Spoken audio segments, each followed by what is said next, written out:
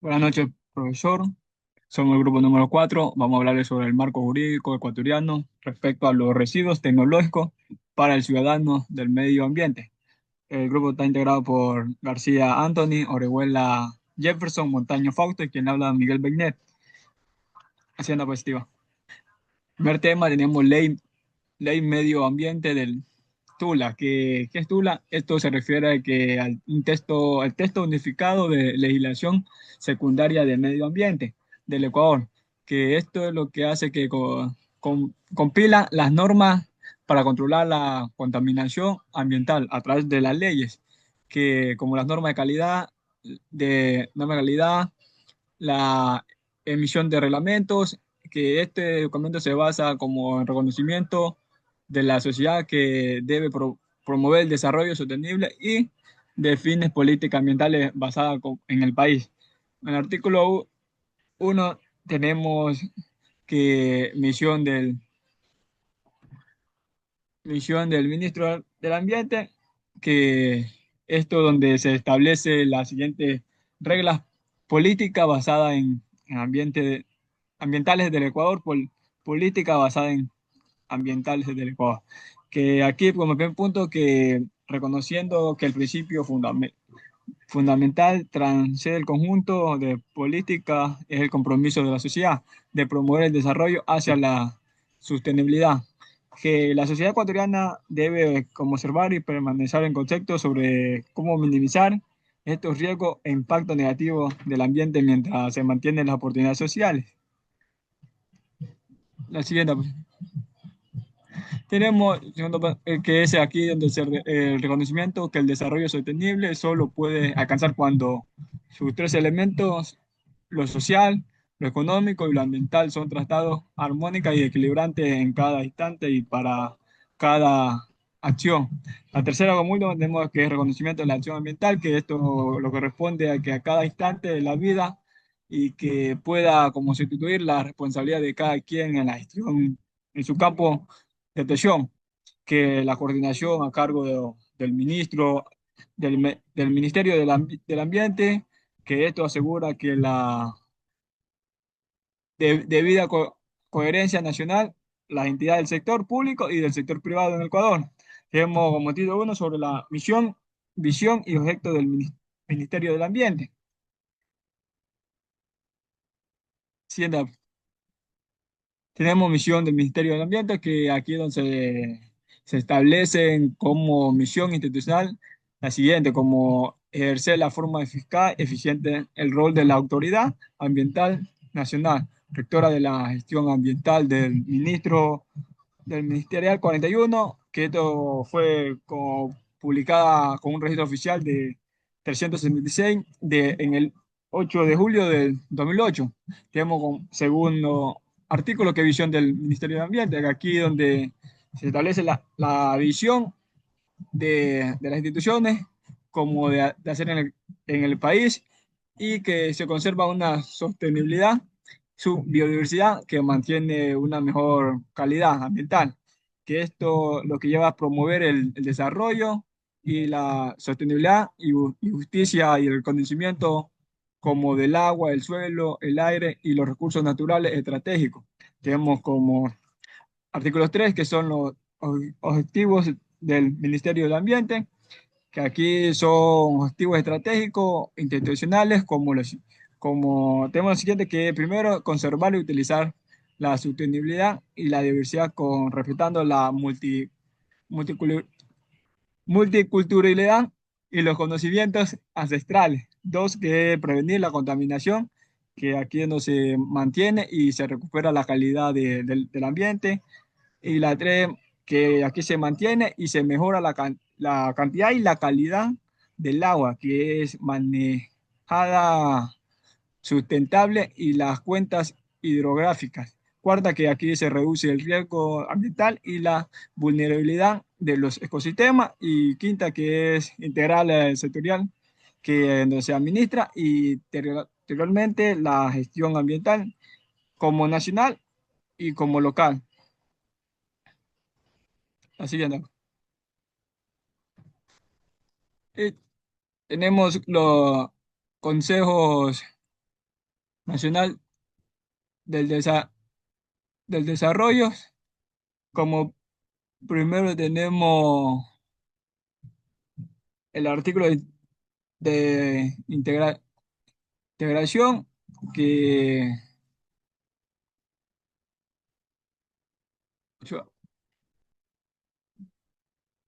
ya tenemos como el artículo uno, que aquí está el presidente de la República con su delegado que permanece, quien lo presida, el ministro de la Asamblea o el secretario del Ministerio de Ambiente.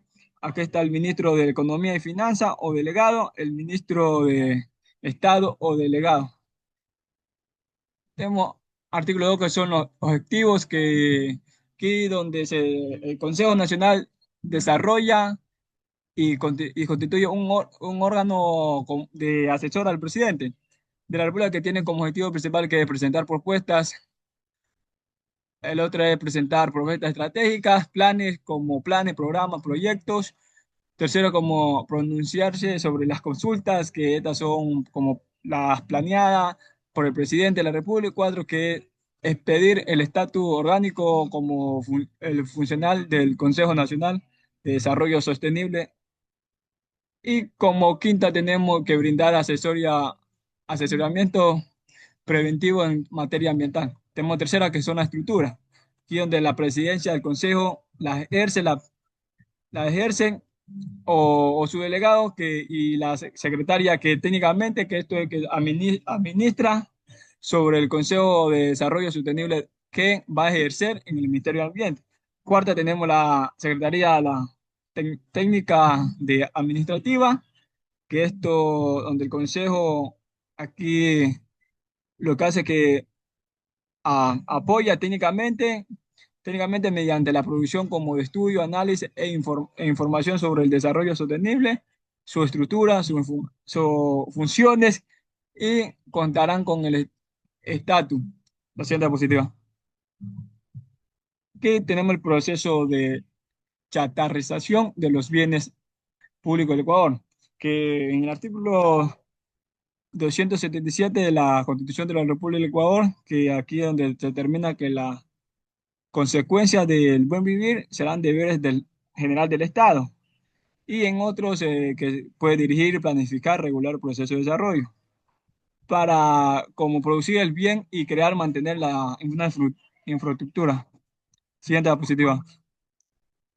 Aquí tenemos que mediante el decreto, que el número que es 1791, que el 19 de junio del 2009, que fue aplicado y registrado oficialmente, que esto dispuse que la chatarrización de los vehículos como equipos ca carnieros y de transporte, aeronaves, naves, buques, materiales, tuberías, equipos informáticos.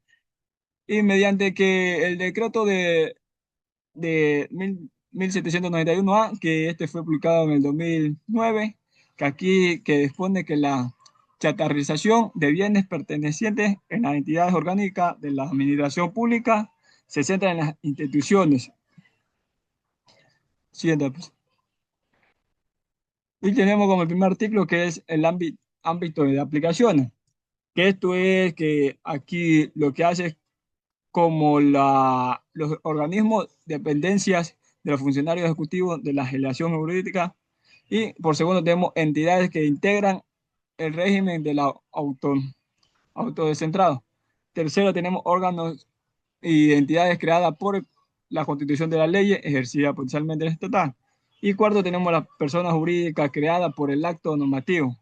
Tenemos el artículo 2, que es la chatarrización, que esto afecta, que son como aplicaciones, se consideran como chatarra, el proceso técnicamente se desintegración, totalmente, como vehículos, equipos camineros y transportes, aeronaves como naves, buques, entre otros. Tenemos tercero que es, tercero que es procedimiento, que aquí donde se da el informe cómo va el procedimiento técnico, sobre el artículo de decreto como el 1791, que esto donde se justifica condiciones de absoluteo, como para esto interviene como fuera de los bienes de chatarra y se refiere a la operación que mantiene resultado un antieconómica económica para la entidad. Y por último tenemos artículo 4 que son los requisitos. Para acceder a estas chatarras, los órganos de dependencia o entidades, personas jurídicas del sector deben cumplir con los siguientes, con unos siguientes pasos. Tenemos A, que son los bienes del sector público. Estos son sujetos al proceso de chatarra, que deben contar con la documentación legal que respalden la propiedad del bien. Tenemos ante antes de entregar la recepción de los bienes sujetos de chatarra, deben ser borrados del logotipo de insignia y más directivas. C.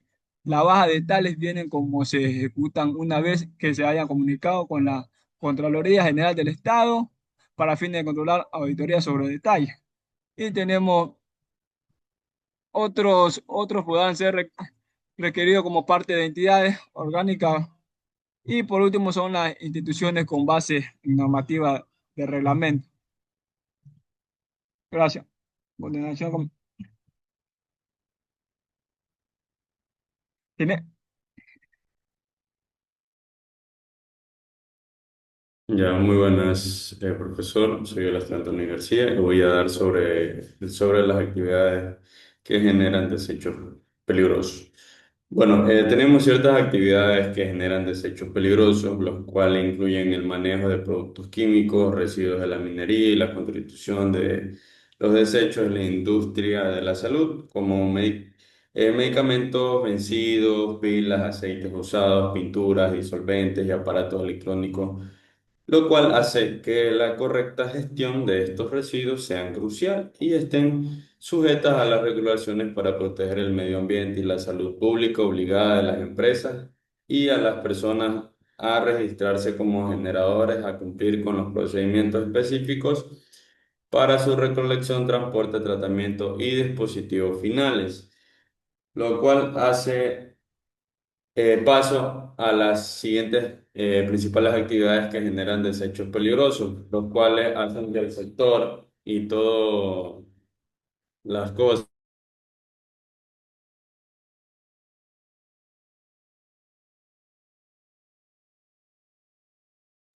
bueno, tenemos como ejemplos de desechos peligrosos generados, pues en los sectores o actividades tenemos lo que viene a ser las industrias químicas, actividades médicas y hospitalarias, automotriz y talleres mecánicos, producciones minería, agricultura intensa, construcción y demolición, industrias eléctricas, laboratorios científicos, hogares. Bueno, en las industrias químicas, aceites, bases, solventes, residuos tóxicos, subproductos químicos, y por parte de las actividades médicas y hospitalarias, pues tenemos los residuos biológicos, infecciosos, agujas, mediante vencidos, corporales.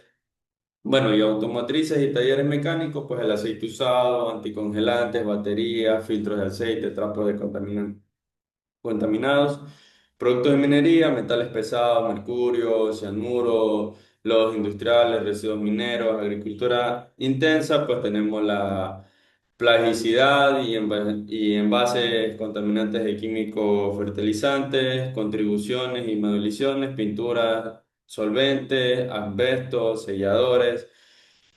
Por parte de la industria electrónica, pues tenemos los residuos electrónicos, que en este caso eran los RAE, las baterías de litio, placas de circuitos con metales tóxicos, y laboratorios científicos, pues tenemos los reactivados, soluciones químicas, materiales contaminados. Y por parte de los hogares, pues las pilas, medicamentos vencidos, aerosoles, lámparas, fluorescentes y productos de limpieza.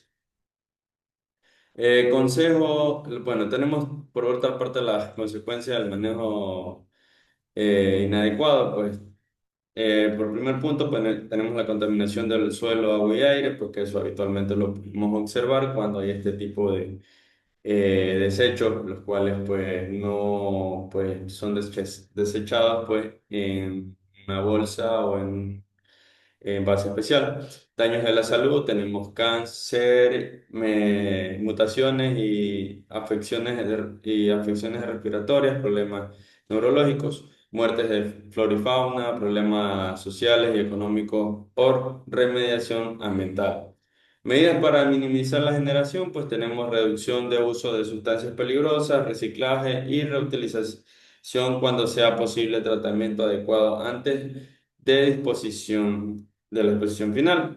Capacitaciones y normativas de seguridad, recolección diferenciada de residuos especiales. Bueno, en la medida, pues como ya dice, pues son medidas las cuales pues se toman o se estudian o se dan a conocer para que así puedan ser implementadas y evitar algún tipo de daños a la salud o ya sea al aire o al agua. Por otra parte, tenemos sobre el manejo de almacenamiento de exposiciones de residuos peligrosos, los cuales pues estos buscan contribuir a la gestión de los desafíos que hoy representamos para el sector de la salud, la limitación de los riesgos sanitarios e impactos ambientales, aportando beneficios como tales el aseguramiento de seguridad personal, lo que hace que esta cosa pueda haga una mejora de las condiciones de almacenamiento de los elementos punzocortantes. Y también contribuye a la minimización de las exposiciones y reducciones de riesgo de accidentes. Por otro lado, tenemos la garantía de cumplimiento regulatorio, lo que esto hace que la gestión de desechos sanitarios, según lo establecido en el Manual de Gestión Interna de los residuos de desechos generados del establecimiento de salud y la normativa ambiental vigente. Por otro lado, tenemos la reducción de las huellas ambientales, que esto viene a ser un tipo de asociación a la cual hace una gestión de los desechos sanitarios cortopunzantes. Tenemos también los tipos, que en estos tipos, pues son tres tipos, los cuales vienen a ser los no peligrosos, los peligrosos y especiales. Por parte de los no peligrosos, pues estos son en base al código CRTIB, lo que viene a ser la corrosión, reactivos, tóxicos, inflamables y biológicos. Esto por lo cual no tienen ningún riesgo para la salud. Por ejemplo, viene a ser el papel, el cartón, el plástico, orgánicos, inorgánicos, como vemos en la imagen. Por otra parte, los peligrosos tienen la característica física-química, lo que viene a ser tóxicos, reactivos, explosivos, inflamables, biológicos y infecciosos para la salud y en este caso el ser humano. Y bueno, pues como vemos ahí, pues son cosas contaminantes que podrían dañar o afectar la salud. Por parte de los especiales son aquellos que sin ser peligrosos por su naturaleza pueden impactar al ambiente, a la salud debido al volumen de generación de difícil degradación, como viene a ser el colchón, los muebles y las llantas. Y también el ripio, que en este caso serían tipo de escombros, que esos son los más complicados porque demoran mucho tiempo para poder descomponerse. Por otra parte tenemos el almacenamiento.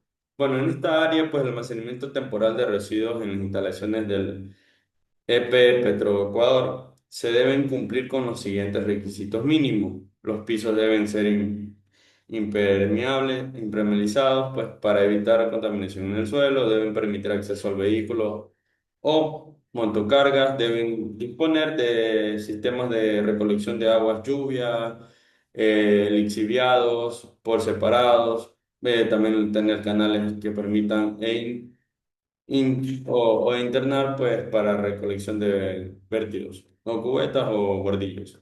Deben mantenerse también una adecuada identificación de los tipos de desechos, los cuales pues, van a ser almacenados, y tener también en cuenta la compatibilidad entre residuos para almacenarlos de tal forma que pueda evitar la reactividad entre ellos. Y por último tenemos la disposición final, lo que viene a ser que los residuos que no pueden ser aprovechados deben disponerse así, por los residuos no peligrosos, no reciclables y los residuos peligrosos.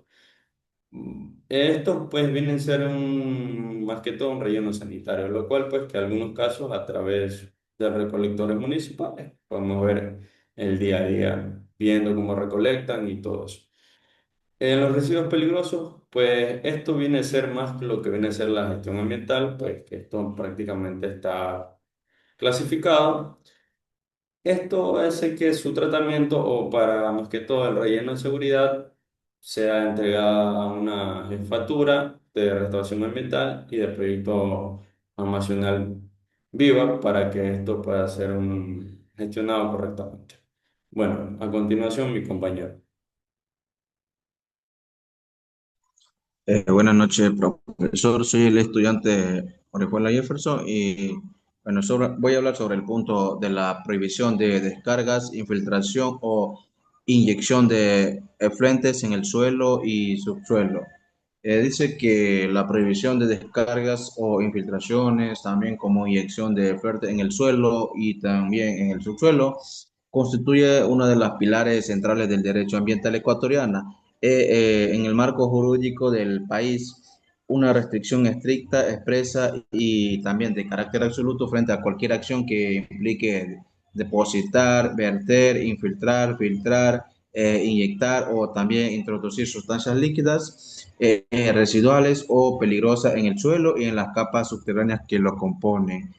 Bueno, esta prohibición, o sea, no solo se aplica a descargas directas, sino que también a infiltraciones accidentales, como filtraciones progresivas o prácticas clandestinas de disposición final que pueden comprometer la integridad química, física o biológica del suelo y de las aguas subterráneas. También, bueno, el objetivo fundamental de estas normativas es, o sea, prevenir daños graves o también irreversibles al ambiente y proteger los componentes esenciales del ecosistema terrestre, bueno, como entre ellos, por ejemplo, tenemos como la fertilidad del suelo, la calidad del subsuelo, los acuíferos subterráneos que abastecen a comunidades urbanas y rurales, la biodiversidad edáfica, como que organismos que habitan en el suelo, la seguridad alimentaria que depende de suelos sanos, la salud pública, bueno, al impedir la contaminación química por metales pesados,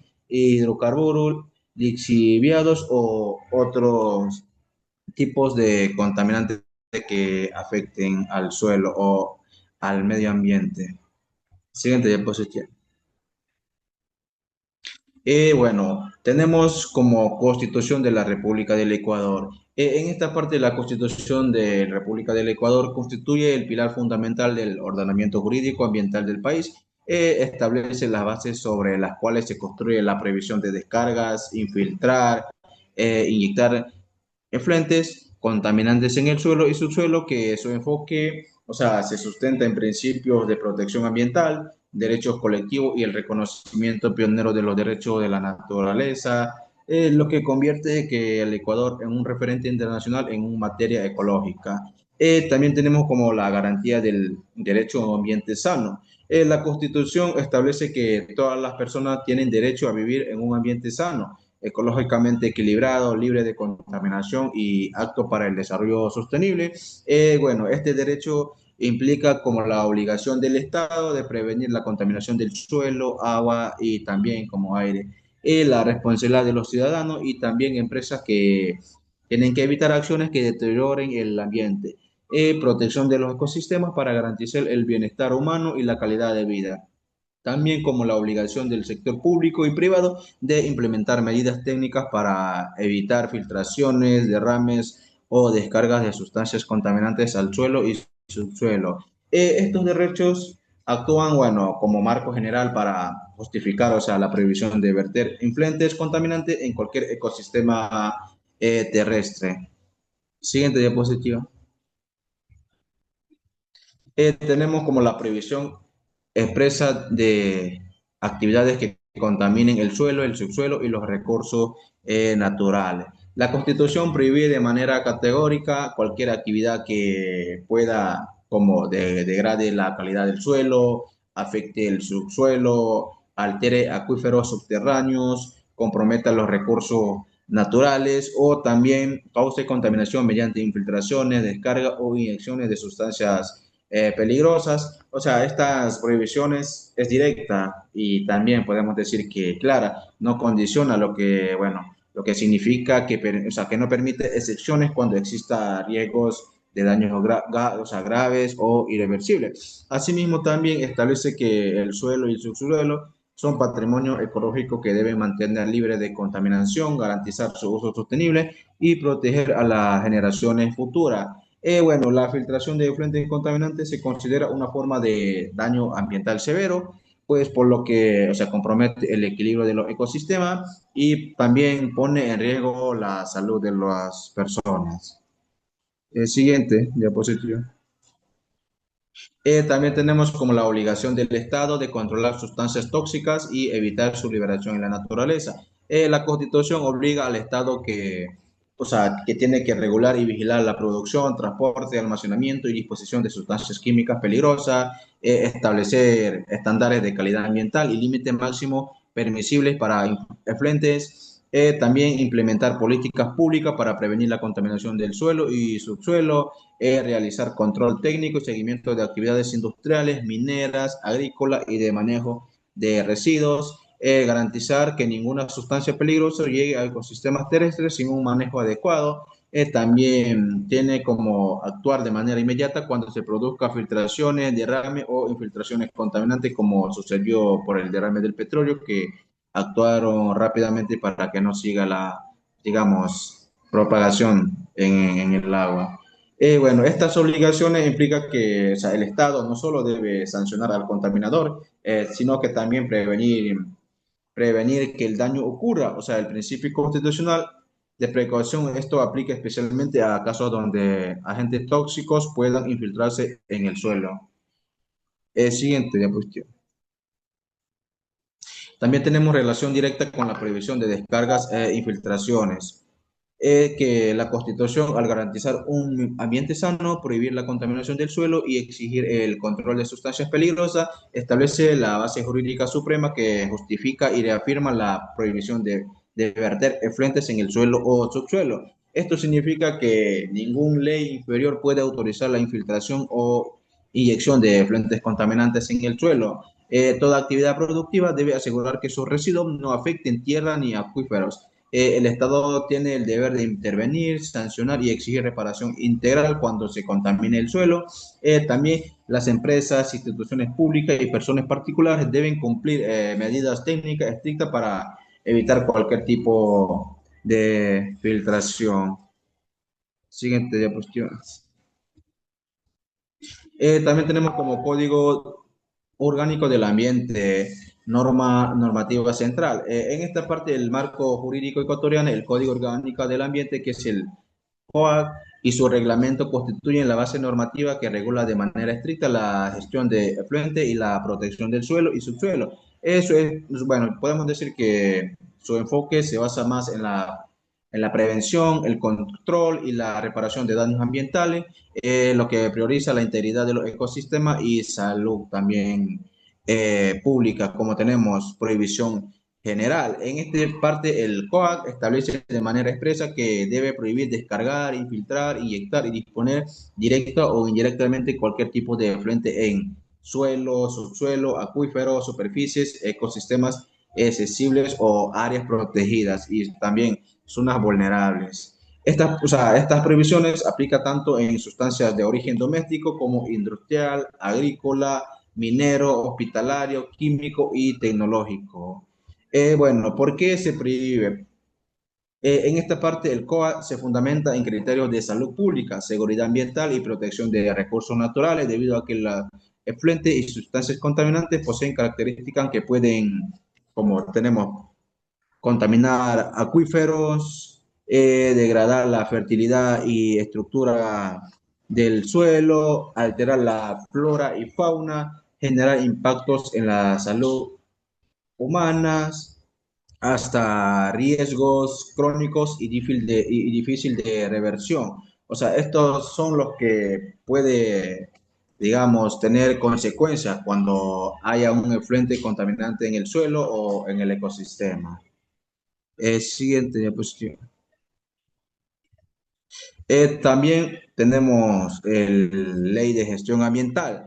En esta parte, la ley de gestión ambiental, o sea, como normativa en el marco del país previa al COA, o sea, continúa, bueno, podemos decir que continúa siendo un referente fundamental en los principios rectores del derecho ambiental ecuatoriana, que esta ley, o sea, establece directrices claras para la protección del suelo, subsuelo y refuerza los principios de prevención, precaución, responsabilidad ambiental.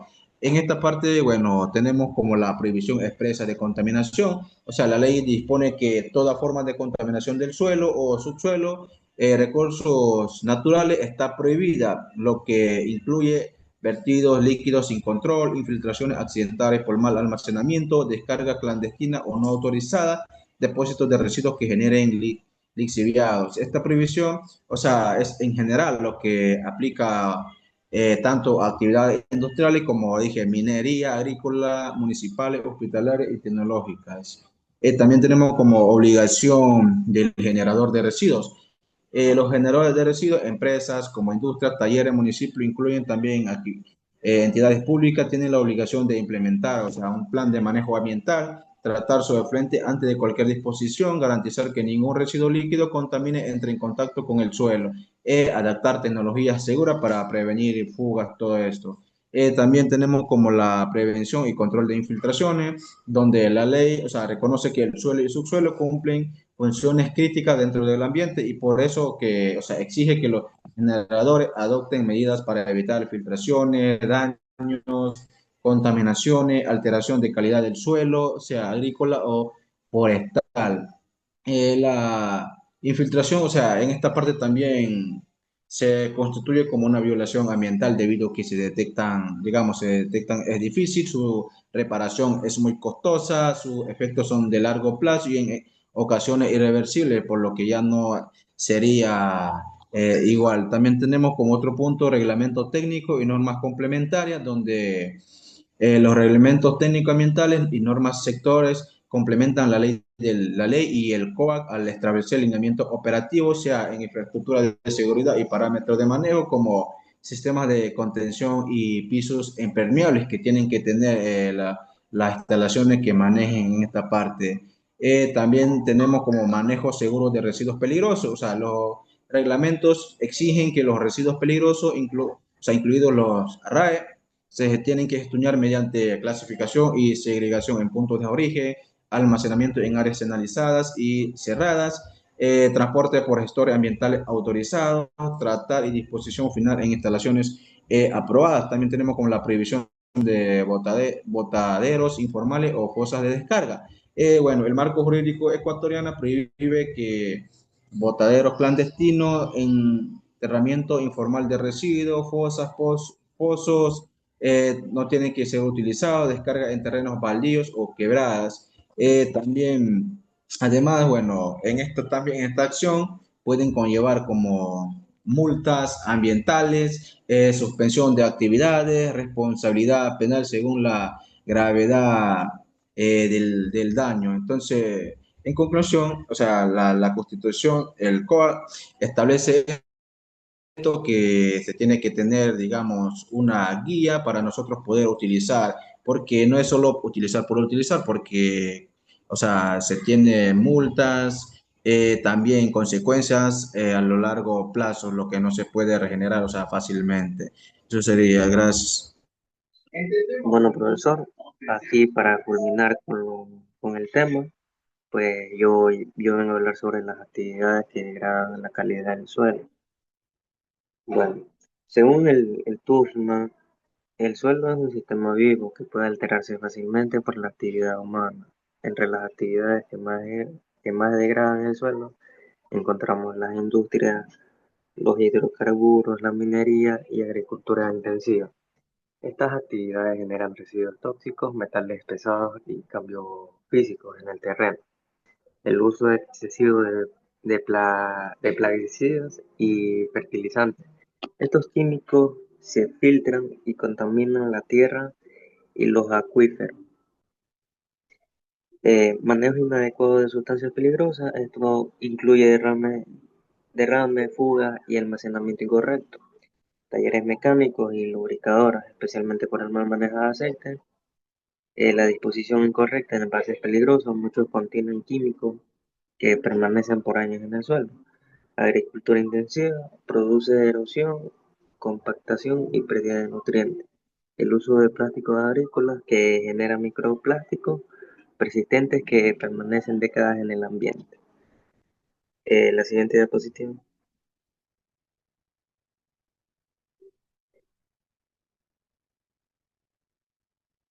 La siguiente diapositiva.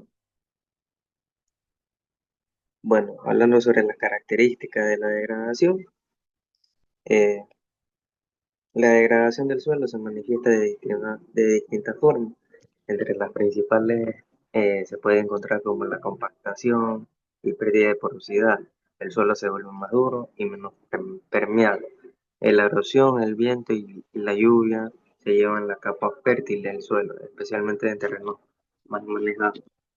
La salinización, que es el aumento de sales por riesgo inadecuado uso de fertilizantes, la contaminación química, presencia de metales pesados, hidrocarburos, pesticidas y otros químicos, cambios extremos del pH, el suelo se vuelve demasiado ácido o demasiado básico, la reducción de microorganismos, se pierde biodiversidad y se dificultan los ciclos de nutrientes y la alteración de las estructuras del suelo, que menor permeabilidad, cambios de color y olores anómalos.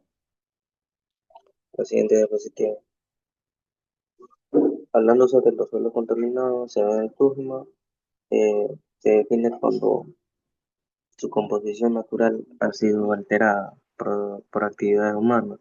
Existen criterios numéricos que determinan como 3 veces el valor de fondo, el suelo se considera contaminado, entre 1,5 y 3 veces existe una perturbación evidente. Más de 10 veces el valor de fondo, la perturbación es muy severa. Los principales contaminantes son los hidrocarburos, metales pesados, pesticidas y otros químicos industriales. La contaminación puede identificarse cambios de color, olores extraños, menor permeabilidad y pérdida de materia orgánica. La siguiente.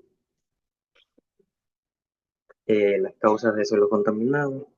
Los derrames o infiltraciones de sustancias peligrosas. Es obligatorio notificar estos incidentes en máximo de 48 horas, según la normativa. Almacenamiento inadecuado de químicos o hidrocarburos. Muchas fugas se dan por tanques mal, in- mal, mal puestos o instalados. Los botaderos clandestinos, que se depositan residuos industriales o peligrosos sin control. Actividades mineras y petroleras sin regulación, especialmente cuando no cumplen los estándares requeridos ambientales. Los liciviados en rellenos sanitarios, los líquidos que se generan por descomposición y pueden filtrarse al suelo. Los residuos en base de pesticidas, aceites y solventes, cada uno de estos factores puede representar un riesgo directo para la salud humana. La siguiente diapositiva. En la remediación y el procedimiento. El TUSMA establece un procedimiento obligatorio para remediar suelos contaminados. Este proceso incluye 3 fases. eh, Caracterización del área afectada. Se estudian factores como clima, escorrentías de agua, nivel freático, composición y tipo y suelo. Identificación del contaminante y diagnóstico. Se identifica qué sustancia causa la contaminación, de qué fuente provino, en qué concentración está presente.